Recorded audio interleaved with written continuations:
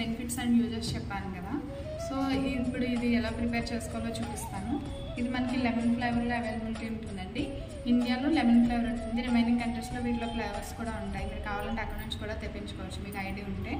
And దీని preparation చూపిస్తాను. ఒక 240 to 300 ml వాటర్ తీసుకోవాలి. ఈ గ్లాస్ ఒక 300 ml వాటర్ వస్తుంది.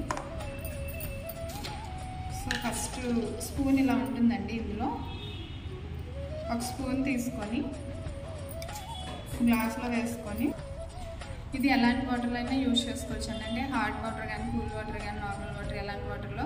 బట్ హాట్ వాటర్ అంటే మరీ ఎక్కువ తీసుకోకూడదు, వామ్గా తీసుకుంటే సరిపోతుంది. ఇలా తీసుకుంటే ఇది ఆటోమేటిక్గా మీకు సపరేట్గా మిక్స్ చేసే పని ఏమి ఉంటుందండి. ఇది డైరెక్ట్గా వాటర్ పోయిగానే మిక్స్ అయిపోతుంది, ఇలా వస్తుంది. అండ్ టేస్ట్ కూడా చాలా బాగుంటుంది.